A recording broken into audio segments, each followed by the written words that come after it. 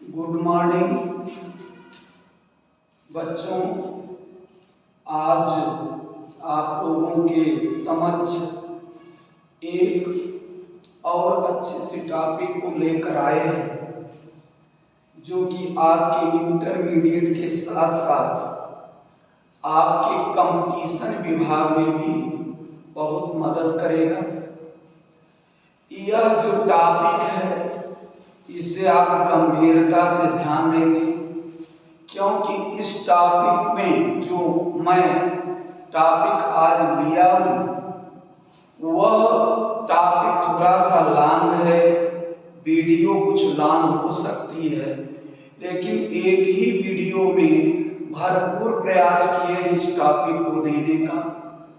यह टॉपिक हमारा इलेक्ट्रोस्टैटिक्स स्थिर वैद्युतिकी का एक महत्वपूर्ण चैप्टर से लिया गया, चालक की धारिता चैप्टर से लिया गया टॉपिक है, जिसका नाम है संधारित्र।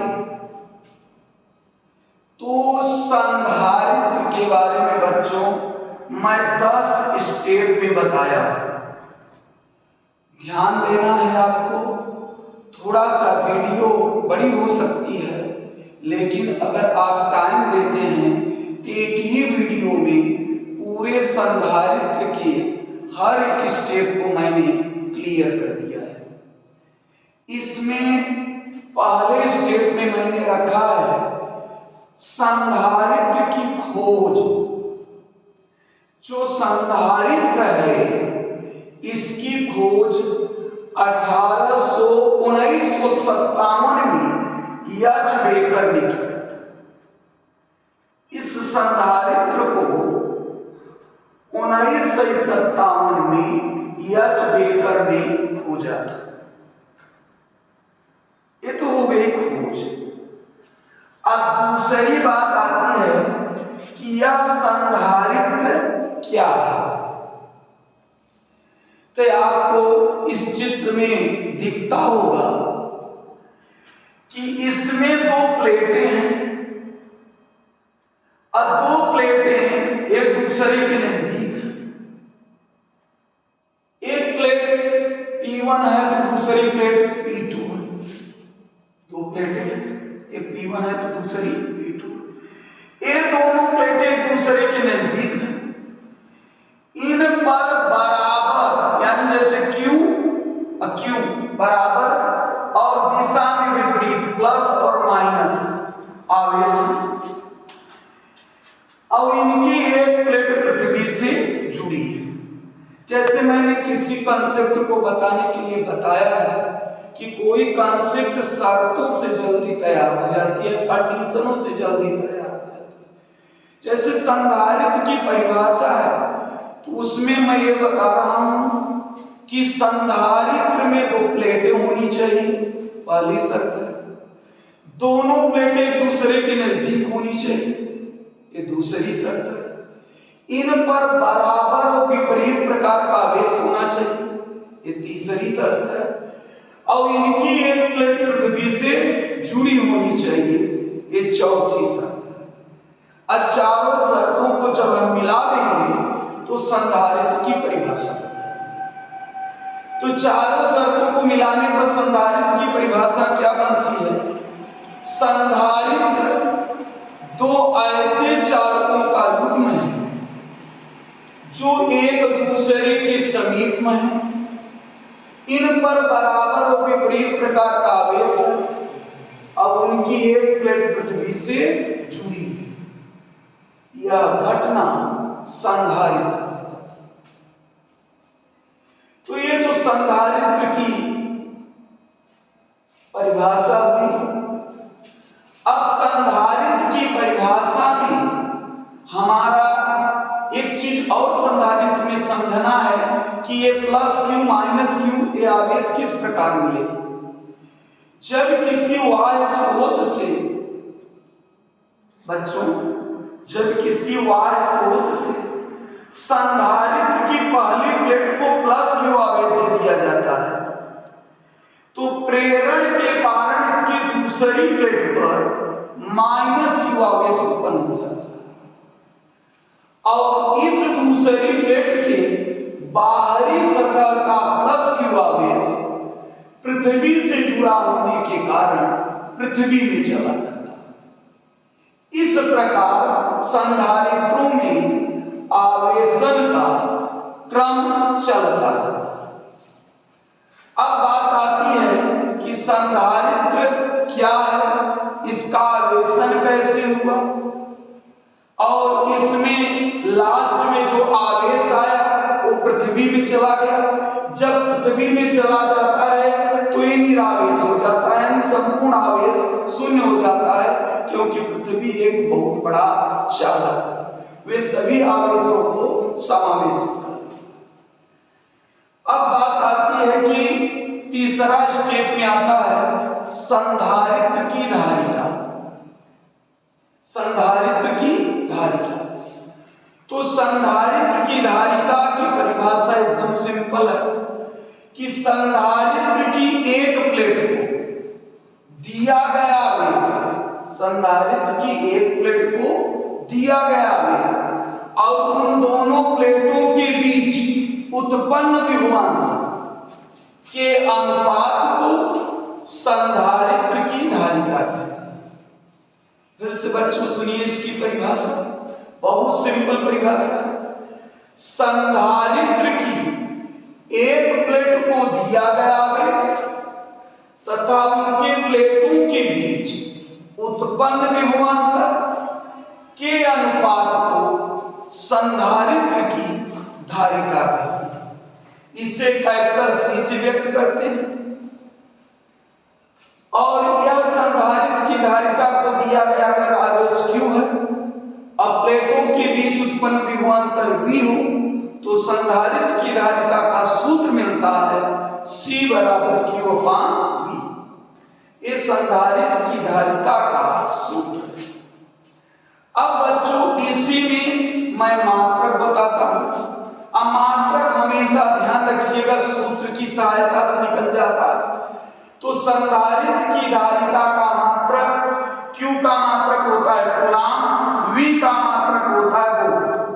तो कुल मिलाकर के संधारित्र की धारिता का मात्रक कूलाम प्रति वोल्ट या फैरड होता है।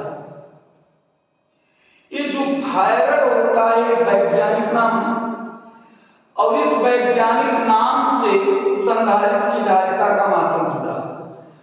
ये जो फैरड होता है संधारित्र की धारिता का सबसे बड़ा मात्रक होता है। इस संधारित्र की धारिता के दो छोटे मात्रक भी बनाए गए हैं, एक है माइक्रोफैरड, एक है पिकोफैरड। एक माइक्रोफैरड बराबर होता है 10⁻⁻⁶ फैरड और एक पिकोफैरड बराबर होता है 10⁻⁻12 फैरड। एक पिकोफैरड बराबर 10⁻⁻12 फैरड और एक माइक्रोफैरड बराबर 10⁻⁻⁶ फैरड। ये संधारित्र की धारिता के दो मात्रक हैं। छोटे यहाँ छूट गया है या फिर यहाँ पर बना सकते हैं। अब बात आती है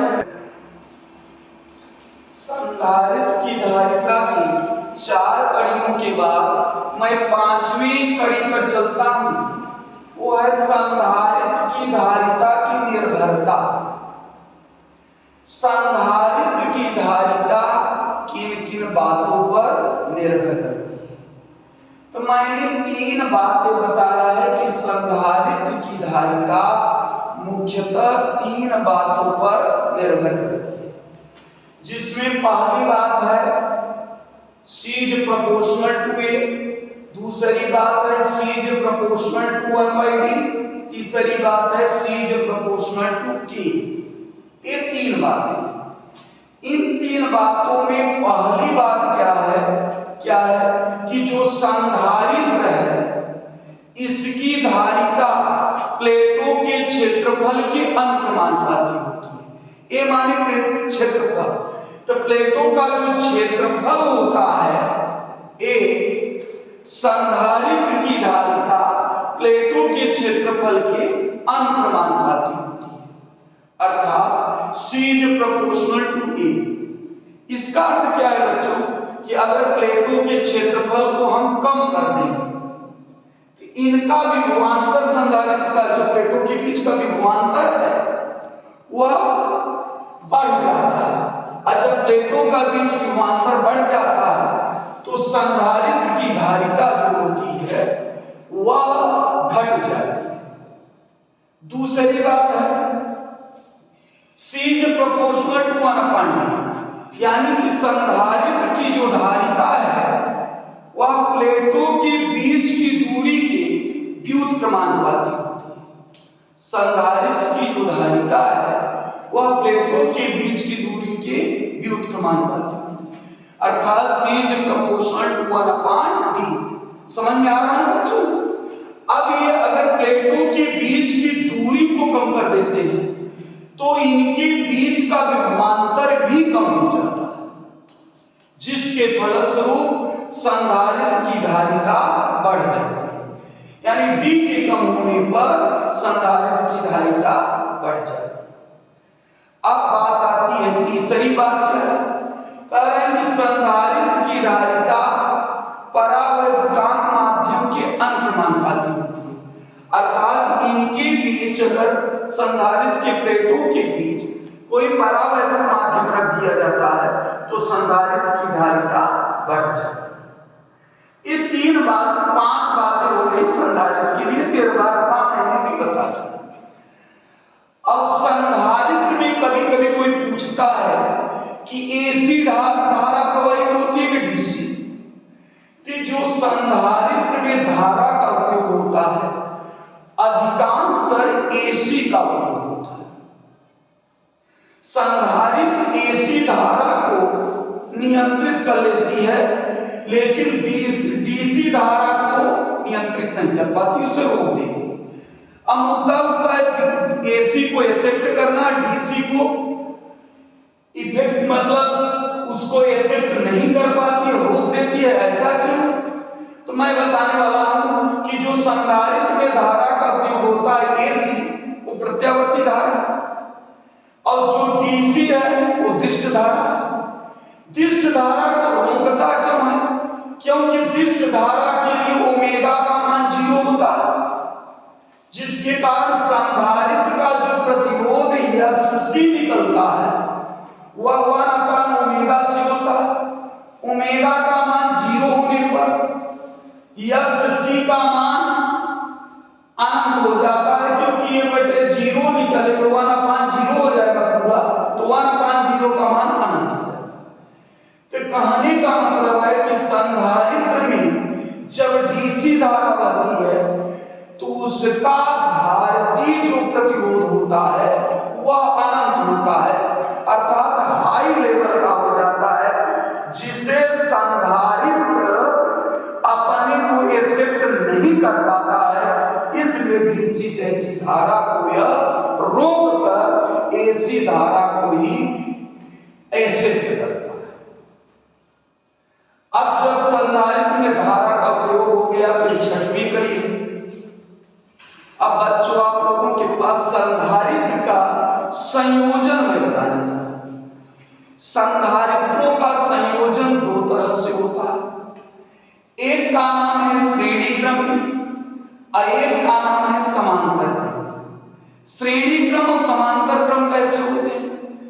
अगर 3 कैपेसिटर या 2 कैपेसिटर, 2 से अधिक कैपेसिटर हो सकते हैं, 3 हो सकते हैं, उन कैपेसिटरों को मैं एक के बाद एक जोड़ूं, अर्थात पहले संधारित्र की दूसरी प्लेट को दूसरे के पहले से और दूसरे के दूसरे को तीसरे के पहले से जोड़ दें और लास्ट वाले में जो अंतिम संधारित्र है उसको पृथ्वी से जोड़ दें, जैसे बताया है यहाँ देखिए।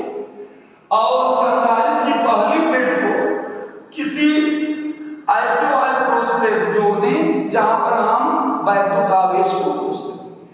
तो ऐसे संयोजन हमारे श्रेणी क्रम कहलाते हैं। और श्रेणी क्रम की जब तुल्य धारिता हम लोग निकालते हैं तो उसका सूत्र मिलता है 1/C बराबर 1/C1 धन 1/C2 धन 1/C3। यदि 3 संधारित्र आपस में श्रेणी क्रम में जुड़े हैं तो। अब बात आती है कि संधारित्र का श्रेणी क्रम हो गया, तो दूसरा कौन सा क्रम है? दूसरा है समांतर क्रम। समांतर क्रम का संयोजन एकदम इजली है। 3 संधारित्र आप ऐसे रख दीजिए कि सभी की पहली प्लेटें एक बिंदु ए से जुड़ जाएं और सभी की दूसरी प्लेटें दूसरे बिंदु बी से जुड़ जाए और बिंदु बी वाला पृथ्वी से जुड़ जाए, तो यह समायोजन समांतर क्रम कहलाता है।